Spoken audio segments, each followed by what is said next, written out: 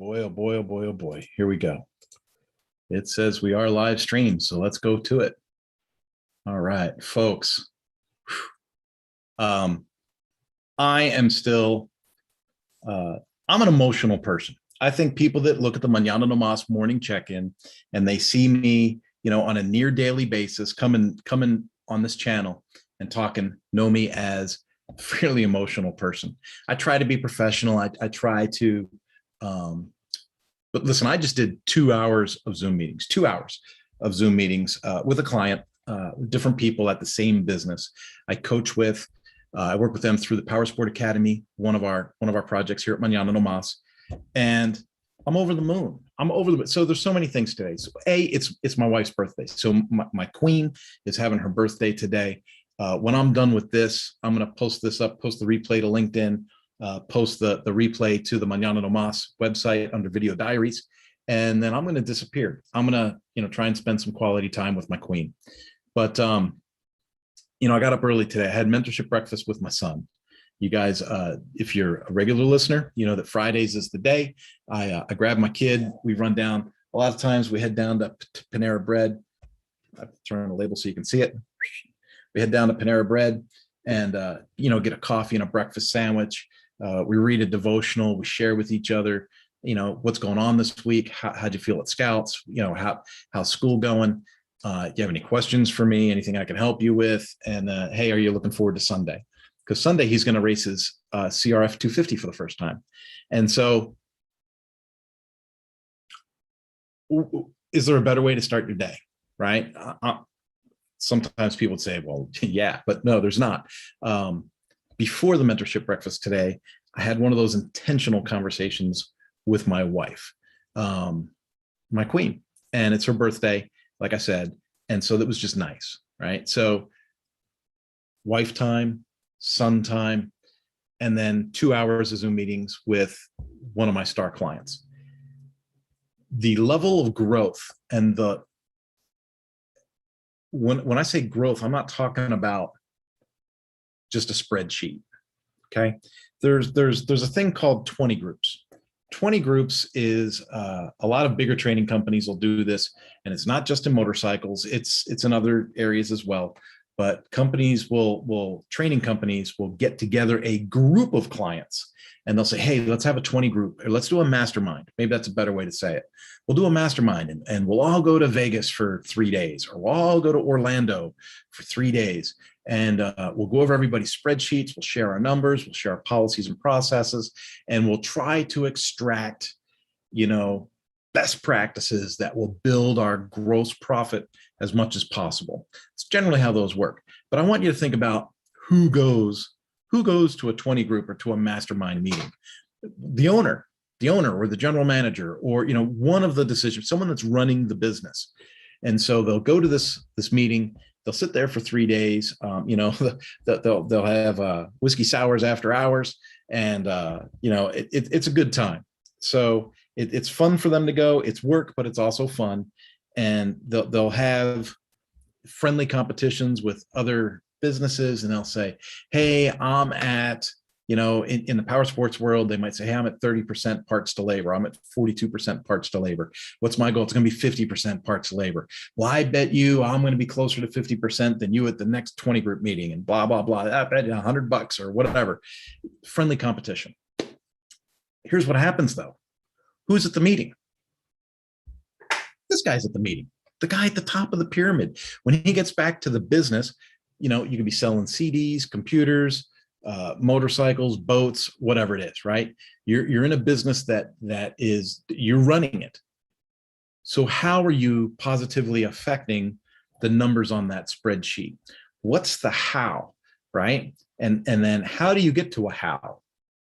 Well, you have to explain to your people the why, right? So there's a why, and then there's a what you're going to do, right? And how you're going to do it. And what happens so frequently with these types of mastermind high-level meetings is they'll say, hey, all these numbers are low, should be high, and these numbers that are high should be low, and bam, bam, bam.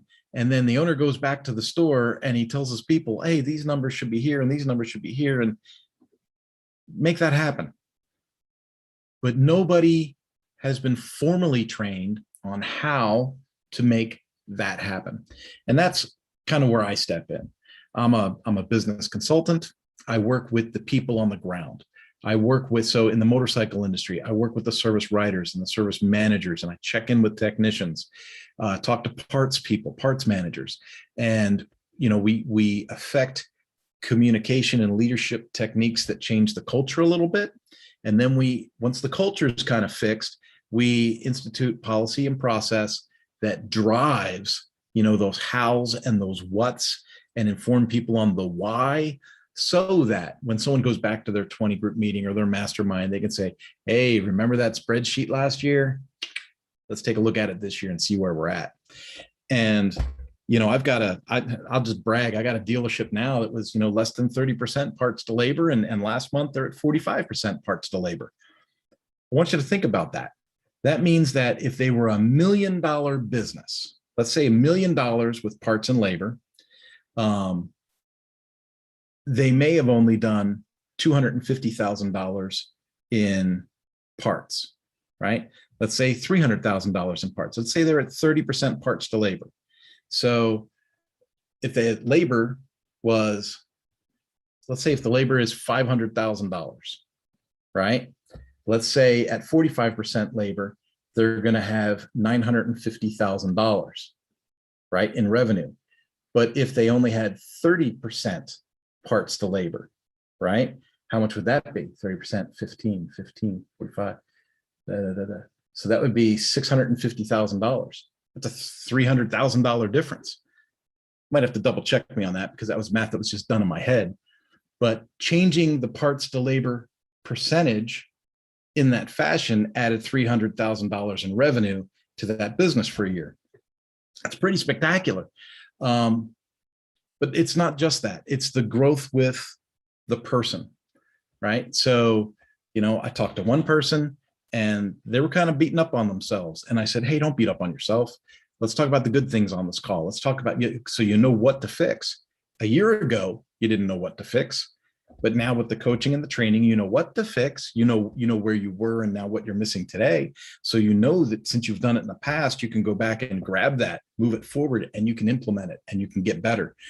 And you know it. So now you know what to do, go do it, right?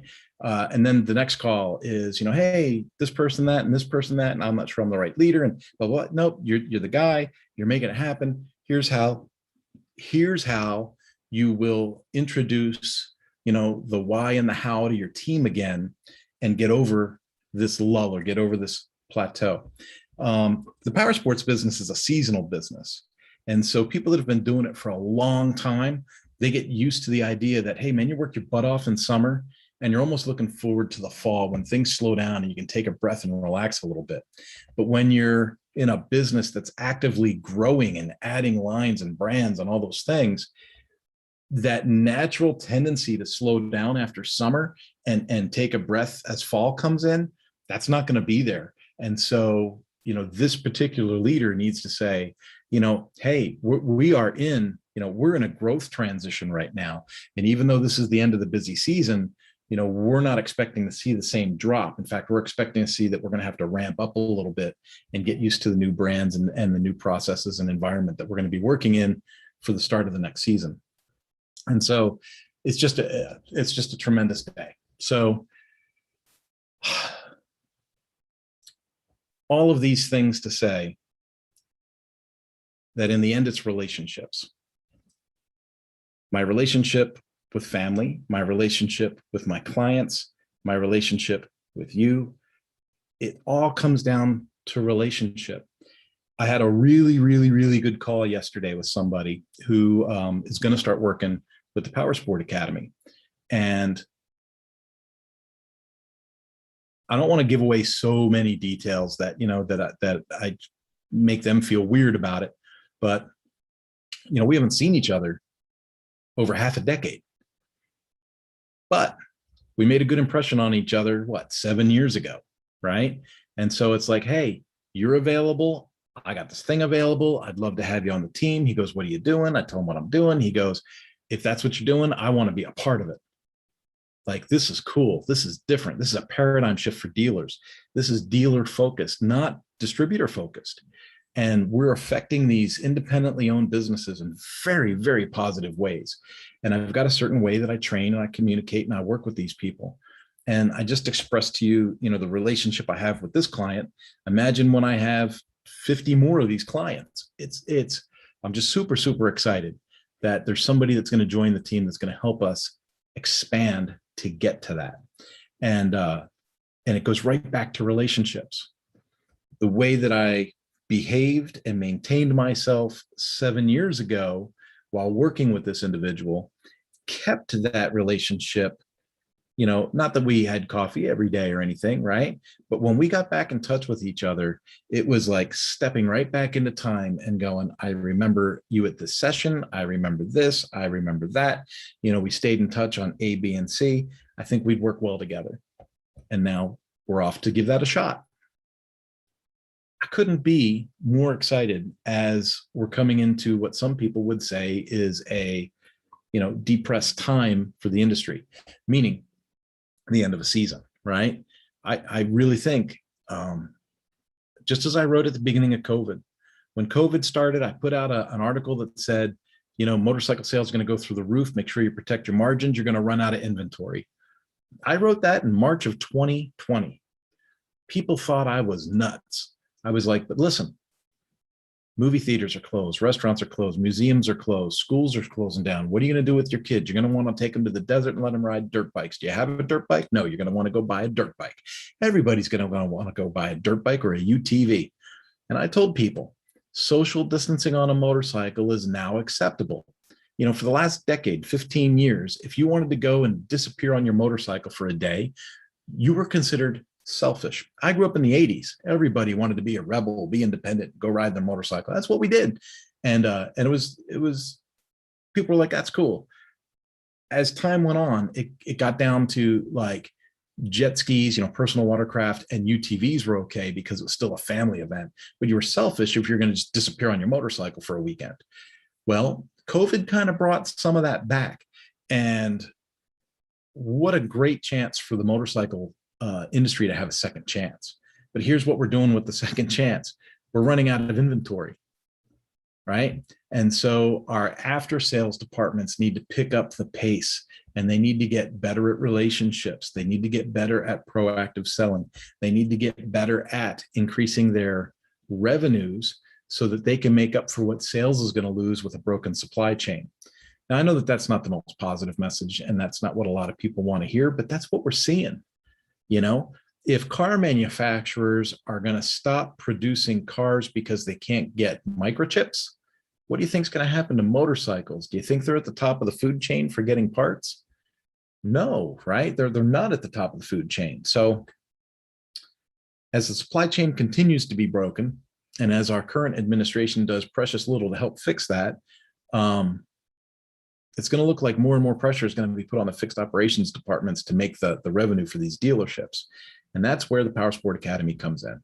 And I'm so, so relieved to see that everything's pointing in the right direction for us to grow, meet the demands, keep the relationship sharp, and keep things going. When I say that today's one of those days where I get emotional, and I think about growth with family, right? Growth with my wife, growth with the kids, growth through business, growth with my clients. What an overwhelming day. And this is to launch into a whole weekend to really think about this and look at things going. Now, talking about growth, what's behind me? It says Black Friday sale. That's because every waking moment that I haven't been dealing with customers this week, I have been architecting, is that the right word? Architecting a series of Black Friday sale messages. Starting Monday, November 1st, we are launching on multiple fronts, month-long Black Friday sales. Black Friday for Mañana no Mas is not a weekend. It's going to be all of November. Our target customers, so Mañana no Mas deals with other businesses. We're business to business, right? So a lot of those businesses are really focused on their own Black Friday sale, and they're focused on that weekend. So if I make our Black Friday sale focus on that weekend, they're already busy. They got things. I don't want to distract them when they're supposed to be at their best. Okay. I want to give them the whole month. You got the whole month to get to a Mañana no Mas property, get on the Black Friday sale of choice, and get into the community and the family that is generating the motion that's going to keep all this stuff going. All that being said, if you haven't listened to Eric Allen's podcast that we're on, talking about Power Sport Academy, you want to get with it. And Nancy Johnson's podcast, you'll see that in all my social media as well. Nancy Johnson's podcast was released, I think, 2 days ago. And that one features our other project called the Challenge Connection. The Challenge Connection is so stinking exciting because a lot of people are being forced into like a self-employment kind of atmosphere. And if they're trying to do things digitally, an online challenge is a great way to grow a community. And we've got a great tool to help people grow an online challenge using more than just Facebook. You can put in LinkedIn, everything, TikTok, all of it, have it all go to your own private property, launch your campaign, your challenge, keep it organized by activity, and it's yours. You own it. It's your space, right? And we built that tool for people to use. All of that stuff is going through Vaxpreneur as well. So right now, all of our projects just seem to be on a really good path. It's really exciting times. Folks, have yourself a great weekend. I'll see you again on